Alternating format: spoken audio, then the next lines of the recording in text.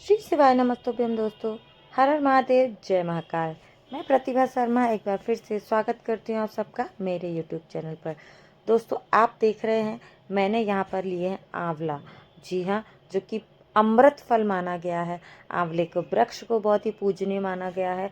अभी आंवला नवमी के दिन बहुत सारे लोगों ने बहुत ही पूजन किया है। आंवले के वृक्ष के नीचे बैठ करके भोजन ग्रहण किया है। और आंवले के नीचे आप अगर भोजन ग्रहण करते हैं तो आपका स्वास्थ्य अच्छा रहता है, आपका सौभाग्य बढ़ता है।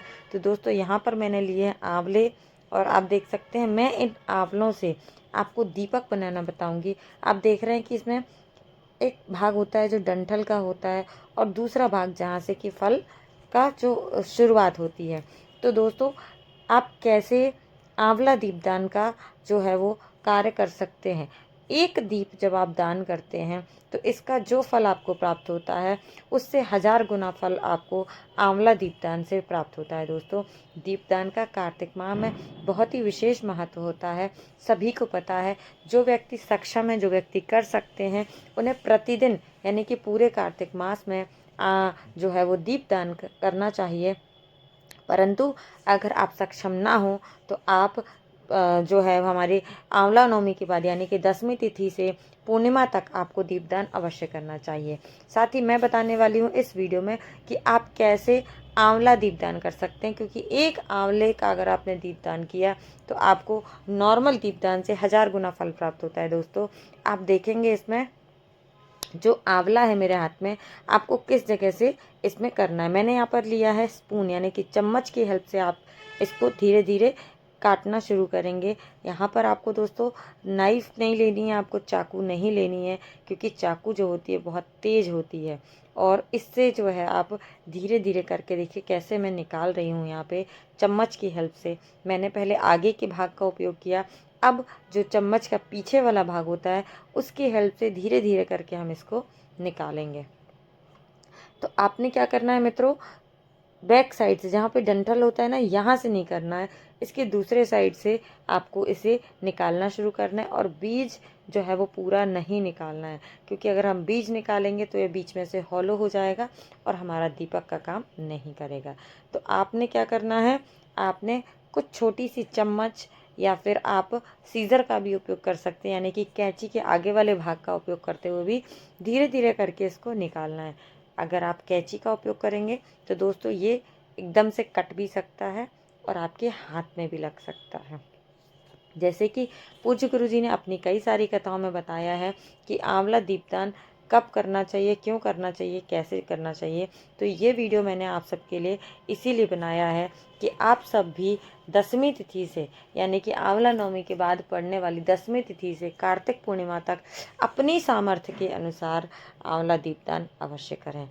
आप 5 दीपों का दान भी कर सकते हैं प्रतिदिन। आप देख सकते हैं स्क्रीन पर मैंने काफ़ी हद तक जो है उसका हिस्सा निकाल दिया है, और ये बीज जो है अब इसका दिखने लग गया है। तो दोस्तों आप अपनी सामर्थ्य के हिसाब से 5 दीपकों का दान प्रतिदिन अगर करते हैं तो बहुत ही लाभदायक, बहुत ही अच्छा माना जाता है। परंतु अगर आपके पास में 5 दीपक ना हो तो आप प्रतिदिन 1 दीपक का दान अवश्य करें, यानी कि आपको आंवले के 1 दीपक को जरूर बनाना चाहिए। 5 दिन की बात होती है, 5 दिन का जो पर्व होता है, इन 5 दिनों में अगर आप आंवला दीपदान करते हैं तो आप जो भी आपकी इच्छा मनोकामना होती है वह जल्दी से जल्दी पूर्ण होती है। माँ लक्ष्मी का आपके घर में वास होता है और श्री हरि विष्णु की कृपा आपके परिवार के ऊपर बरसती रहती है। दोस्तों चम्मच की हेल्प से मैंने यहाँ पर देखिए पूरा उसका जो अंदर का भाग खाली कर दिया है, और धीरे धीरे करके हम निकालते जाएंगे। जितना भी स्पेस है, जितना एक्स्ट्रा रहेगा, उस सब को आपको वहाँ से निकाल देना है। बीज आपका अच्छे से दिखने लगेगा, और जितनी ज़्यादा जगह आप बना सकते हैं इसके अंदर बना लीजिएगा। यहाँ पर देखिए बिल्कुल धीरे धीरे कर रही हूँ मैं, जल्दी करने से आपका नुकसान हो सकता है। ध्यान रखें कि किसी नुकीली चीज़ से आपको बिल्कुल भी ये नहीं काटना है, ठीक है। और यहाँ पर ये जो है मेरे ऑलमोस्ट 2 जो है वो आंवले तैयार हो चुके हैं दीपदान के लिए। दीपदान की विधि क्या है दोस्तों, आप सभी को पता है। पहले एक चीज़ मैं आप सबके साथ शेयर करना चाहती हूँ कि जब भी आप दीपक को रखते हैं तो कहा जाता है कि दीपक को कभी भी सीधा ज़मीन पर नहीं रखते हैं, इसके नीचे आपको कुछ ना कुछ ज़रूर रखना चाहिए। यानी दीपक को आपको आसन देना चाहिए, जैसे कि आपको इसके नीचे फूल रखना चाहिए, या फिर आप चावल के दाने या किसी भी प्रकार के अनाज के दाने को रखकर ही फिर दीपक को रखें। तो दोस्तों देखिए, यहाँ पर मेरे जो है वो आंवले तैयार हो चुके हैं। दीपक मैं इनमें बनाने के लिए तैयार हैं। तो अब मैं इनका दीपक बनाऊंगी, और कैसे करना है देखिएगा। जितने भी एक्स्ट्रा हैं उनको हम अलग कर देंगे, और ये 2 आंवले हमारे तैयार हो चुके हैं। अब इनसे बनाने वाले हैं हम दीपक। आपने क्या लेना है, आपने लेनी है गोल बत्ती, यानी कि फूल वाली जो बत्ती होती है उसको आपने लेना है। साथ ही साथ लेना है आपने गाय का शुद्ध देसी घी। ठीक है दोस्तों, तो ये 2 चीज़ें आपने विशेष करके ध्यान रखना है कि आपका जो घी है जो वो गाय का ही होना चाहिए। यहाँ पर उसको मेल्ट कर लिया है मैंने, और अब मैं अपनी जो मेरी कॉटन की बत्तियाँ, यानी कि मेरी गोल वाली बत्ती है, उसको इसमें अच्छे से डिप करके आंवले के अंदर रख दूँगी। ये देखिए, मैंने अपनी जो है वो एक बत्ती जो है वो अच्छे से डिप करके पूरा घी में सोक कर लिया है, उसने डूब गई है, और मैंने इसको रख दिया है। अब दूसरे दीपक में भी ऐसे ही करना है आपको। तो मैंने यहाँ पर दोनों दीपकों में ये अपनी बत्तियाँ रख दी हैं। दोस्तों मेरे दीपक में अभी भी थोड़ी सी जगह बाकी है, इसलिए मैं ऊपर से इसमें घी डाल रही हूँ। अगर आपके दिए में जगह ना हो तो कोई ज़रूरी नहीं है कि आप इसमें ऊपर से घी डालें, और अगर स्पेस है तो आप इसे घी डाल करके रख सकते हैं। तो यहाँ पर जो है वो मेरे 2 दीपक बन करके तैयार हैं। एक्स्ट्रा जितने भी आंवले हैं मैं इनको अलग कर दूँगी, क्योंकि मैंने इकट्ठे ले लिए हैं, मुझे प्रतिदिन इनका जो है वो उपयोग करना है, इसीलिए। तो दोस्तों आप भी अपने सामर्थ्य के अनुसार दीपदान ज़रूर करें, इसका बहुत ज़्यादा फल आपको प्राप्त मिलेगा। एकादशी के दिन, प्रदोष काल में, कार्तिक पूर्णिमा के दिन जब आप ये करते हैं तो भगवान का आशीर्वाद आपको मिलता है। दोस्तों दीपक को अब हमने प्रज्वलित कर लिया है। प्रज्वलित करने के बाद में क्या कुछ करना चाहिए ये देखिएगा। बहुत सारे लोग बस दीपक जलाते हैं और रख देते हैं, ये गलतियां आप ना करें। आपने क्या करना है, जब भी कोई दीपक हम प्रज्वलित करते हैं तो सर्वप्रथम हमें क्या करना चाहिए, उनका पूजन करना चाहिए।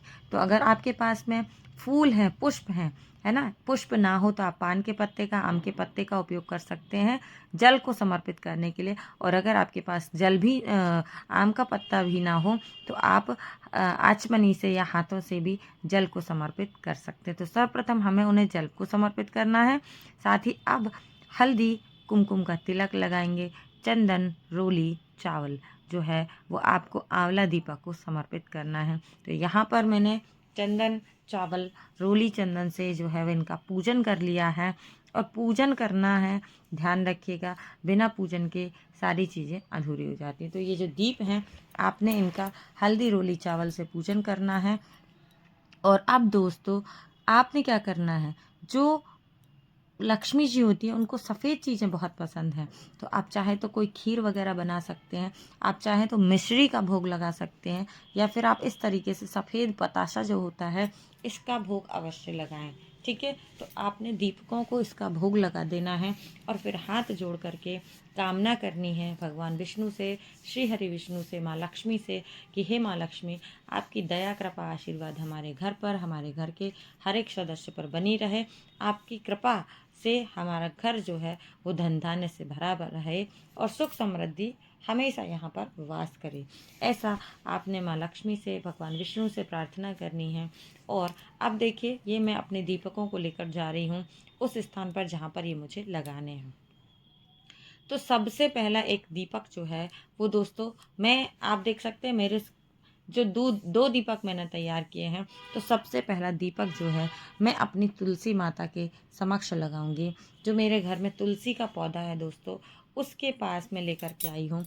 और मेरा सबसे पहला जो आंवला है, जो आंवले का दीपक है, वो मैं यहाँ पर रखूँगी तुलसी माता के पास में। तो सबसे पहले आपने उनको आसन देना है, यानी कि मैंने कुछ चावल के दाने जो हैं वो गमले में रख दिए हैं। और अब जो मेरा आंवला है जिसका कि मैं दीपदान कर रही हूँ, इसे उठा करके मैं जो है वो अपने तुलसी के गमले के पास रख दूँगी।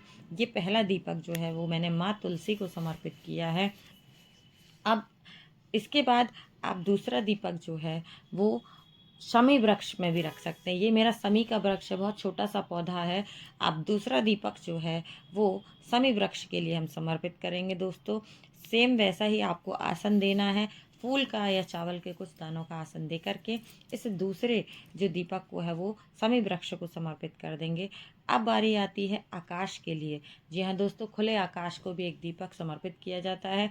आपने दीपक को ऐसे हाथ में लेकर के भगवान विष्णु का ध्यान करना, श्री हरि विष्णु लक्ष्मी का ध्यान करते हुए, है ना, और ईश्वर से अपनी इच्छा मनोकामना विनती करते हुए, परिवार की गलतियों को क्षमा करने का ऐसा ईश्वर आपकी गलतियों को क्षमा करे, ऐसा करके आपको ध्यान करके और आसन लगा करके एक दीपक जो है वो आकाश को समर्पित कर देना है दोस्तों। तो ये तो हो गए हमारे 3 दीपक। चौथा दीपक जो है वो आंवला वृक्ष या आप बेलपत्री के वृक्ष के नीचे रख सकते हैं। और 5वां जो है आप देखेंगे मैंने चावल रखा है और उसके ऊपर 5वां दीपक जो है वो मैंने अपने घर के ही लड्डू गोपाल यानी कि श्री हरि विष्णु को समर्पित किया है। तो दोस्तों इस तरीके से 5 दीपकों का आपको दान करना चाहिए। इन 5 दिनों में प्रतिदिन अगर आपने इन 5 दीपकों का दान किया तो आपको गौलोक में वास मिलेगा, आपको जीवन में प्रसन्नता मिलेंगी, खुशियाँ मिलेंगी। अगर आप इस उपाय को प्रदोष काल में करते हैं तो ये और भी लाभदायक हो जाता है, यानी कि सोने पर सुहागा वाली बात हो जाती है। तो दोस्तों प्रदोष काल का वैसे ही बहुत महत्व होता है। मैंने आपको बताया कि 5 दीपक आप किस किस स्थान पर लगा सकते हैं।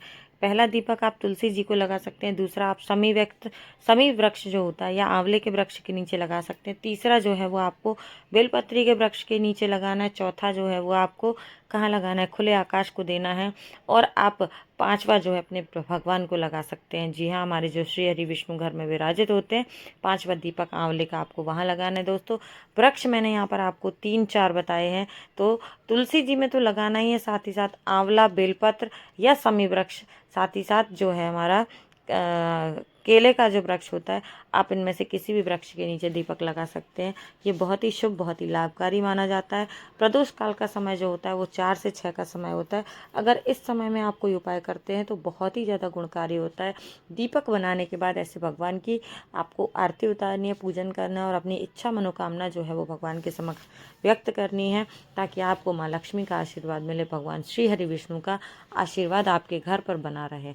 दोस्तों मैंने पूरी कोशिश की आपको बहुत आसान शब्दों में ये समझाने की कि कैसे आप जो है वो आंवले का दीपक बना सकते हैं, आंवला दीपक बना सकते हैं और इसका दीपदान कर सकते हैं, और कितना ज़्यादा इस आंवला दीपक का महत्व है। मैंने अपने शब्दों में पूज्य गुरु जी की कथा को सुनकर समझाने की है आप सबको कोशिश। उम्मीद करती हूँ कि आप सबको बहुत अच्छे से जानकारी समझ में आई होगी। कुछ समझ ना आए, कुछ डाउट हो तो आप कमेंट करके ज़रूर पूछेगा, और ऐसी ही महत्वपूर्ण जानकारियाँ देखने सुनने के लिए मेरे साथ बने रहें। इस दीपदान को आप भी अवश्य कीजिएगा दोस्तों। मिलेंगे नई जानकारी के साथ, तब तक के लिए श्री शिवाय नमस्तुभ्यम। हर हर महादेव, जय महाकाल, राधे राधे।